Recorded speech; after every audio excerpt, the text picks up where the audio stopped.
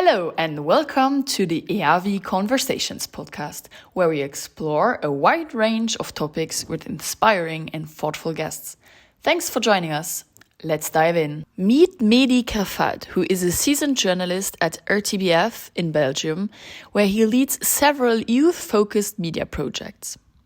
Over the years, he has worked across radio and TV and now leads initiatives like Les Niouzz, Mise, Jour and Tamarc, all designed to connect with young audiences in new, engaging and fun ways. During our conversation, Mehdi talked about how the media landscape has changed and what it means to be a journalist today. We started off our conversation with talking about what some of the biggest challenges are that young journalists face when entering the profession today. Let's hear what he has to say. So for me, it's difficult to have the dream to become journalists because your journalists today face a completely different landscape than previous generations like me. I have now 47 years and 20 years ago, it was very different. Now the industry is very, very more unstable. Funding is uncertain in a lot of media, private media, the same for public service because we have a lot of attack of some politics against us. So it's difficult for us. And I think the traditional career paths don't always exist anymore.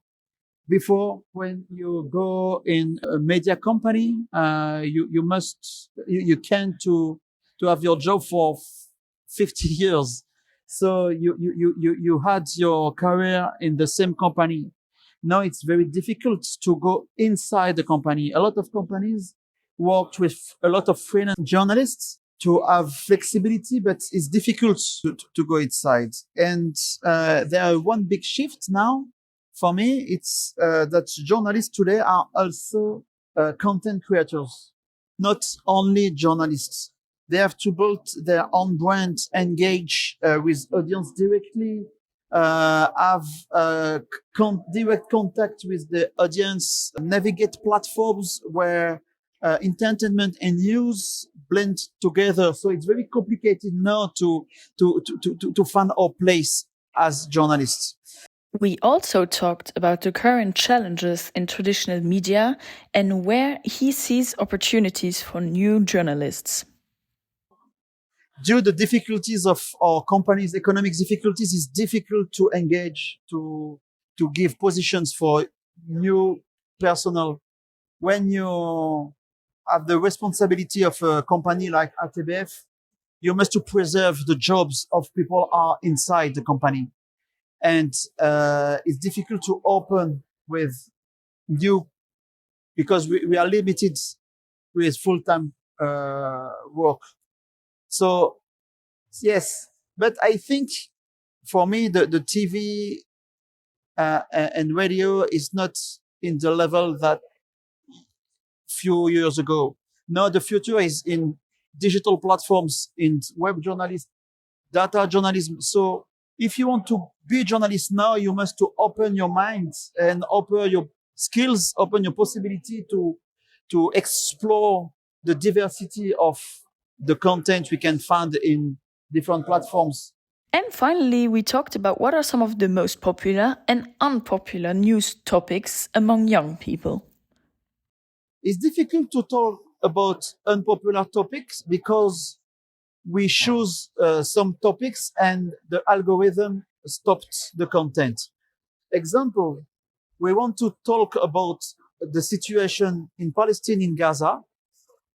When you talk about that in Instagram or TikTok, our video are strike. We can have just 2,000 views. It's crazy. Sometimes if you talk about the situation in Congo, we can have 500,000 viewers for these videos. So when you talk about serious things, you explain the things, the politics, to explain who is Bashar al-Assad. For example, we have a huge success.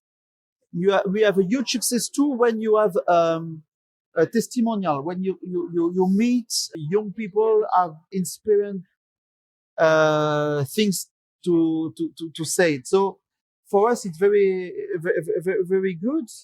I think there are not good and bad stories.